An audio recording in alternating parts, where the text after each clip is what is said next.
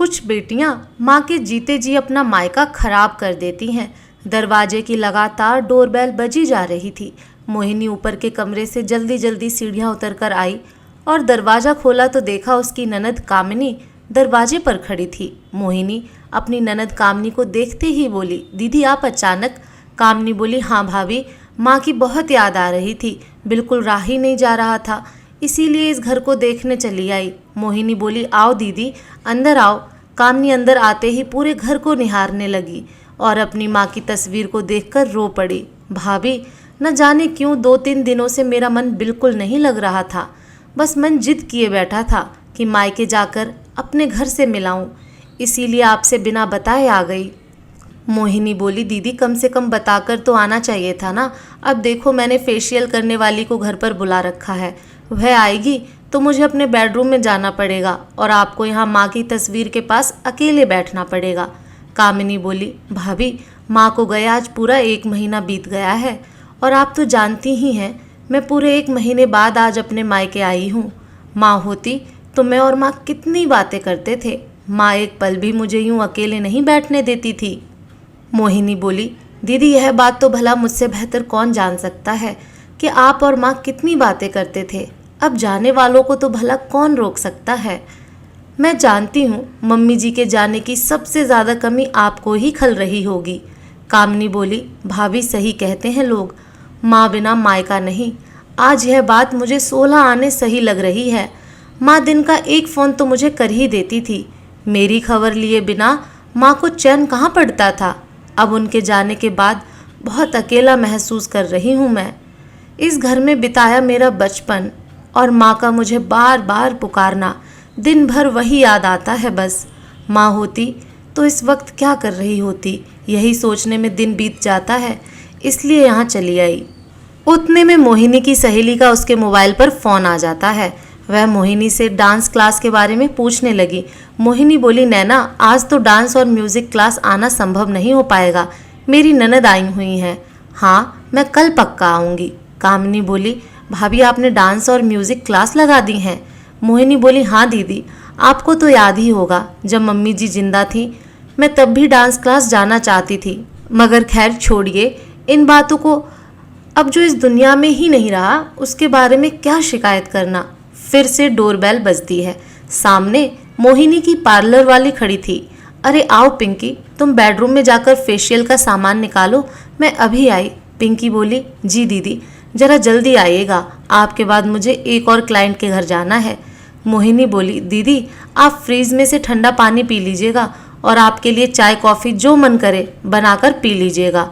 आपके भाई राकेश भी अभी थोड़ी देर में आ जाएंगे, फिर आप दोनों भाई बहन मिलकर बातें करिएगा। और मोहिनी अपने बेडरूम में चली गई। कामिनी अपनी माँ की तस्वीर को देखकर रोते हुए बोली, देखा माँ, आज तुम्हारे बिना यहाँ मेरा कोई अपना नहीं है। तुम थी तो मेरे लिए स्वादिष्ट पकवान बनाती, मुझसे ढेरों बातें करती, मगर अब तो यह नौबत है कि पानी भी हाथ से लेकर पीना पड़ेगा। कामिनी बीती यादों में खो गई। जब भी वह अपने मायके आती थी उसकी माँ सुरेखा जी उसके बहुत लाड लड़ाती थी। कामिनी को जो भी पसंद होता उसकी माँ तुरंत ऑर्डर कर देती कि आज तो खाने में कामिनी की ही पसंद का खाना बनेगा। दोनों माँ बेटी बैठकर खूब गप्पे लड़ाते। सुरेखा जी कहती, कामिनी तू आती है तो घर में रौनक आ जाती है, तू इसी तरह मुझसे मिलने आया कर, मेरा मन लग जाता है, और भला क्या पता कितने दिन की मेहमान हूँ मैं। तब कामिनी अपनी माँ को डांट लगाकर कहती, खबरदार माँ, जो अगली बार ऐसी बात कही। पिताजी तो छोड़कर चले गए, अब तुम्हारा ही तो सहारा है।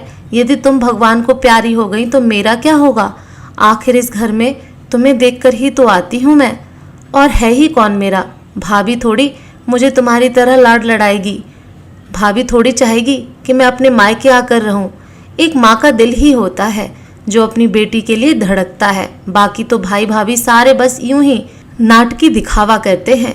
किसी को मुझसे कोई लगाव नहीं है, मैं अच्छी तरीके से जानती हूँ। बस तुम्हारा मुंह देखकर ही दौड़ी चली आती हूँ। सुरेखा जी भी बेटी की बातों में हाँ मिलाते हुए कहती, हाँ बेटा, घर की बहुओं से क्या उम्मीद करना, इन्हें तो बस अपने मायके से लगाव होता है।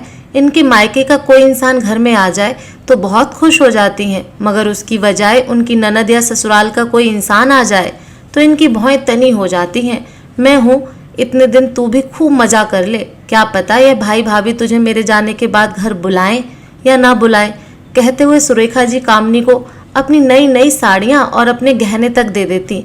तू यह सब ले जा बेटा, वरना मेरे मरने के बाद तो यह सब कुछ तेरी भाभी हत्या लेगी। कामनी उन दिनों को याद कर रो पड़ी। वहाँ दूसरी तरफ मोहिनी को भी वह दिन याद आ गए जब मोहिनी की सास सुरेखा जी जिंदा थीं। सुरेखा जी ने मोहिनी को कभी घर की बहू नहीं समझा, उन्होंने उसे सिर्फ एक कामवाली समझ रखा था।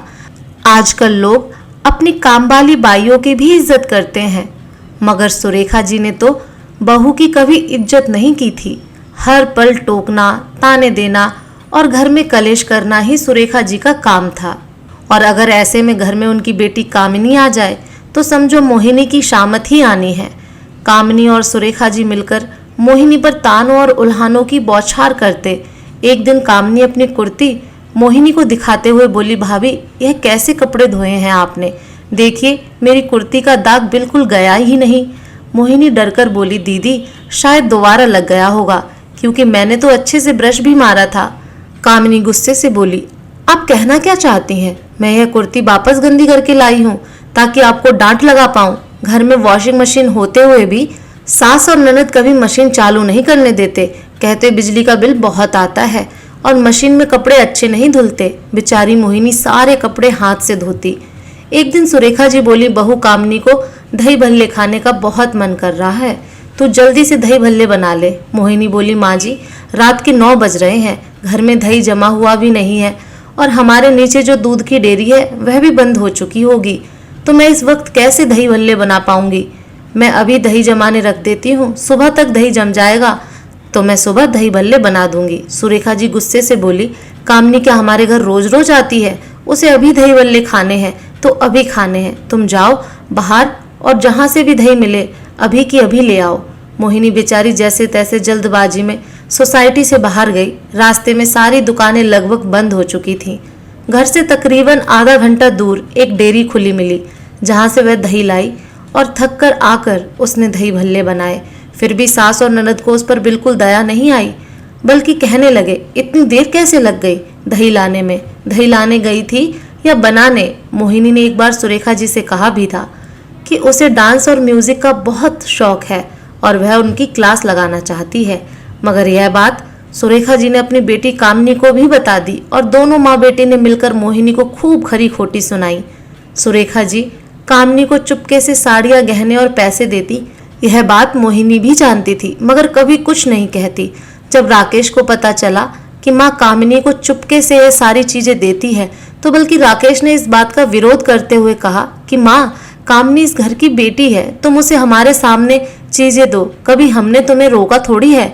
उस बात पर भी सुरेखा जी भड़कते हुए बोली थी, हाँ हाँ जानती हूँ, तुम दोनों सिर्फ मेरा मन रखने ऊपर से यह सब बोलते हो, वरना कौन नहीं चाहेगा कि जो भी मेरा है वह तुम दोनों को मिले। मैं तो बस मेरे जीते जी मेरी बेटी को भरपूर सामान दे देना चाहती हूँ, ताकि आगे जाकर मेरी बेटी को तुम लोगों से भीख ना मांगनी पड़े। मोहिनी को अपनी सास की छोटी सोच पर बहुत अफसोस हुआ, मगर वह कर ही क्या सकती थी। सास और ननद ने तो जैसे कसम खा रखी थी कि मोहिनी को कभी अपना नहीं मानेंगे, जबकि मोहिनी तो कभी कुछ कहती भी नहीं थी। मोहिनी के जहन में बीती बातों की स्मृतियाँ अब तक हिलोरे खा रही थीं। वैसे भी अपने साथ कुछ गलत हुआ व्यक्ति कभी नहीं भूलता। मोहिनी को बेडरूम में गए लगभग 1.25 घंटा बीत चुका था। कामिनी बाहर हॉल में अकेले बैठी थी। उतने में डोरबेल बजी। कामिनी ने दरवाजा खोला और भाई राकेश को देखकर खुश होकर बोली, भाई कैसे हो तुम? राकेश कामिनी को देखकर आश्चर्य से बोला, अरे दीदी आप अचानक, ना कोई फोन ना खबर। हाँ भाई, माँ की और इस घर की बहुत याद आ रही थी तो बिना खबर किए ही आ गई।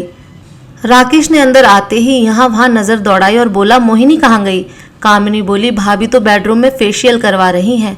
भाई तू ऑफिस से थक कर आया होगा, तू बैठ, मैं तेरे लिए पानी लाती हूँ और चाय बनाती हूँ। राकेश फिर से आश्चर्य से बोला, तू चाय बनाएगी? कामिनी हड़बड़ाकर बोली, क्यों भाई, मैं क्यों नहीं बना सकती चाय? राकेश बोला, अरे माँ के राज में तो तूने कभी पानी भी हाथ से नहीं लिया। तू ही कहती थी ना बेटियां मायके में आराम करने आती हैं, काम करने थोड़ी आती हैं। और तुझे तो शायद पता भी नहीं होगा कि रसोई में कौन सी चीज़ कहाँ पड़ी है, क्योंकि तेरी शादी के बाद तूने तो कभी रसोई में अपने कदम ही नहीं रखे। कामनी नज़र झुकाकर बोली, भैया छोड़ो ना पुरानी बातों को। कामनी ने राकेश को चाय बनाकर दी और राकेश के पास बैठकर बोली, भैया बुरा ना मानो तो एक बात कहूँ। माँ को गए अभी 1 महीना ही बीता है और भाभी ने डांस और म्यूजिक क्लास लगा दी है। फेशियल करवाने पार्लर वाली को घर बुला रही हैं। ऐसे लग रहा है जैसे उन्हें तो माँ के जाने का कोई अफसोस ही नहीं हो।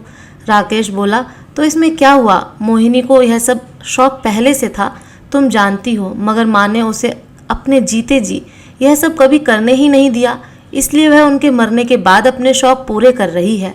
कामनी बोली, लोक लज्जा का तो कुछ ख्याल कर लेती भाभी। हमारे समाज के लोगों को पता चलेगा तो क्या इज्जत रह जाएगी हमारी। सभी लोग अपनी सास के मरने के बाद कई दिनों तक मातम मनाते हैं, मगर यहाँ आकर तो ऐसा लग रहा है जैसे भाभी तो माँ के मरने का जश्न मना रही हों, अपने सारे शौक पूरे कर रही हैं। अरे थोड़े महीने तो रुक जाती, माँ को गए कम से कम 3-4 महीने तो बीतने देती।